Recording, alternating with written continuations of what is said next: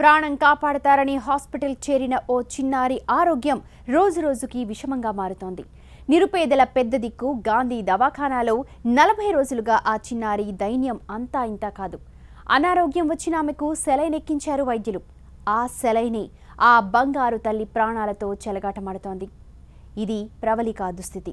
ఈ పరిస్థితికి కారణమేంటి? కారకులు ఎవరు? వైద్యులు, సిబ్బంది నిర్లక్ష్యమేనా? విచారణ చేపట్టామని సెలవిచ్చారు అధికారులు.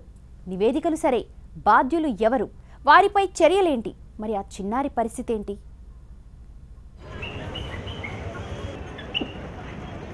ప్రవళిక 6 ఏళ్ల వయసున్న ఈ చిన్నారిని గతేడాది డిసెంబర్ 7న గాంధీ ఆసుపత్రిలో చేర్పించారు. అనారోగ్యంతో వచ్చిన ఆమెకు సోడియం క్లోరైడ్ సెలైన్ ఎక్కించారు వైద్యులు. చికిత్సలో ఇది భాగం. అయితే సెలైన్ ఎక్కించాక ప్రవళిక అపస్మారక స్థితిలోకి వెళ్లడం ఆందోళన కలిగించింది. ఆసుపత్రికి రాకముందు బాగానే ఉంది, మాట్లాడింది.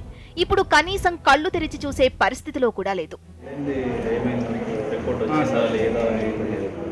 డిసెంబర్ 7 గాంధీ ఆసుపత్రిలో చికిత్స పొందుతున్న 6 ఏళ్ల చిన్నారిని సోడియం క్లోరైడ్ సెలైన్ ప్రాణాల మీదకు తెచ్చింది. చికిత్స పొందుతుండగా సెలైన్ బాటిల్లో వచ్చిన ఓ క్రిమిలాంటి పదార్థం వల్ల తమ కూతురు ఒక్కసారిగా అపస్మారక పరిస్థితుల్లోకి వెళ్లిపోయిందని తల్లిదండ్రులు ఆందోళనకు దిగారు. అయితే ఇప్పటికీ 40 రోజులు దాటినా ఇప్పటికీ ఈ చిన్నారి ప్రవళిక కళ్లు తెరిచి చూసింది లేదు. అలా గాంధీ ఇంటెన్సివ్ కేర్లో ఫ్లూయిడ్స్ పైనే ప్రాణాలు నిలుపుకుంటోంది. ఇంటెన్సివ్ కేర్లో అచేతనంగా ఉన్న బిడ్డను చూసి కన్నవాళ్లు తల్లడిల్లిపోతున్నారు.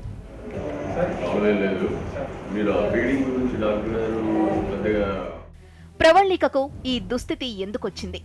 కాలంచెల్లిన సెలైన్ను ఎక్కించారా?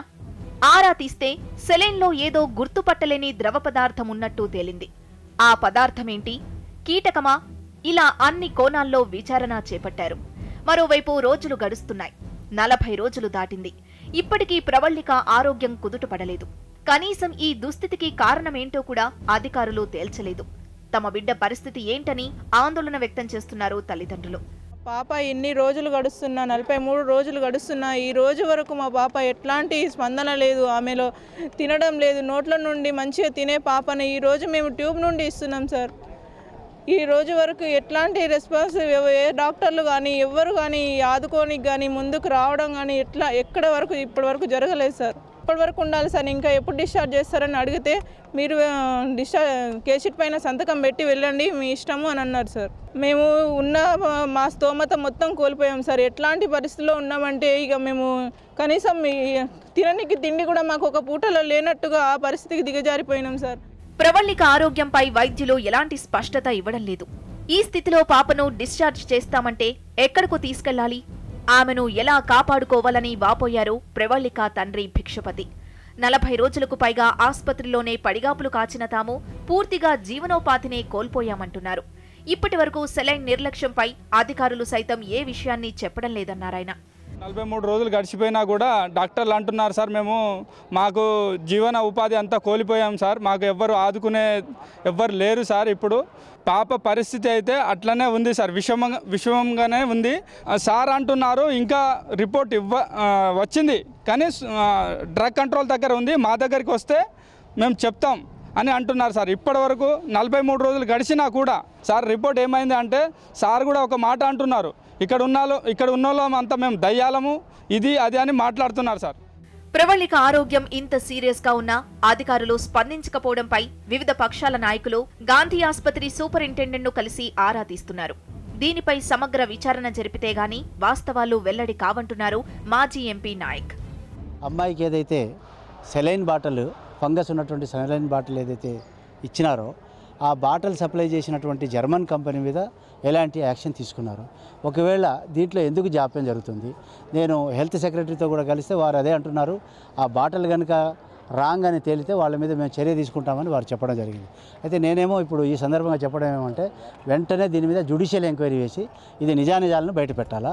నెంబర్ 2 ఏమో అమ్మాయిని కార్పొరేట్ ఆసుపత్రికి తరలించాలి వెంటనే.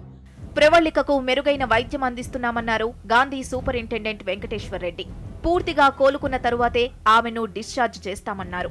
సెలైన్ ఘటనతో పాటు ఆమెకు పుట్టుకతోనే ఉన్న వ్యాధికి దీర్ఘకాలం చికిత్స జరగాల్సిందన్నారాయన. ఆరోగ్య పరిస్థితి ఏదైతే ఉందో ఎర్లియర్ కండిషన్కి ఈ సెలైన్ ఇష్యూకి సంబంధం లేదండి. ఆ ప్రోగ్రెసివ్ డిసీజ్ అది. సో అదొకటిను. తర్వాత మనకేమిటంటే చెప్పాను కదా, లైఫ్ లాంగ్ సపోర్ట్ అవసరం అవుతుంది ఆ బేబీకి. సో మనం దాన్ని more of A social and government ఏదైనా చూసుకోవాలి. మన వైపుకి హాస్పిటల్లో ట్రీట్మెంట్ అంటూ లేదు దానికి బేసిక్గా. సో ఇప్పుడు ఎలా అంటే, ఇప్పుడు మనకు ఏదైనా పీల్చామనుకోండి, మనకు రోగ నిరోధక శక్తి ఉంటుంది. లేదంటే ఏదైనా ఇన్హేల్ చేసినప్పుడు యూ విల్ కాఫ్ అవుట్, దగ్గేస్తాం గట్టిగా, మనతో అవుతుంది. సో మసిల్ వీక్ ఉంటే ఎలా దగ్గగలేం కదా. సో అది అక్కడే ఉండి గ్రో అయ్యి అదే న్యూమోనియాస్ వస్తూ ఉంటాయి. So that's what is happening to the baby రిపీటెడ్గా.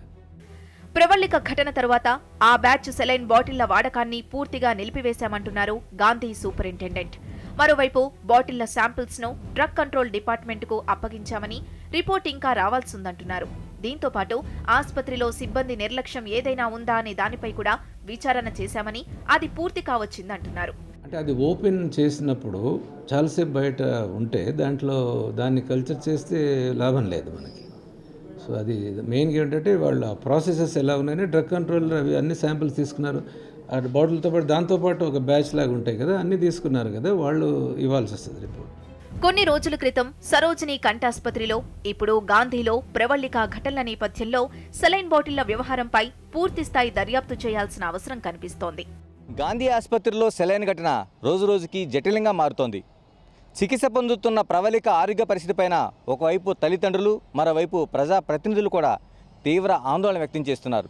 అయితే దీనిపైన త్వరలోనే విచారణ పూర్తవుతుందని ఆసుపత్రి వర్గాలు చెప్తున్నా ఈ ఘటన నిర్లక్ష్యంతో జరిగిందా లేక నాణ్యతా లోపంతో జరిగిందా అనేది ప్రభుత్వం సమగ్ర విచారణ చేస్తే తప్ప తేలే అవకాశాలు కనిపించడం లేదు.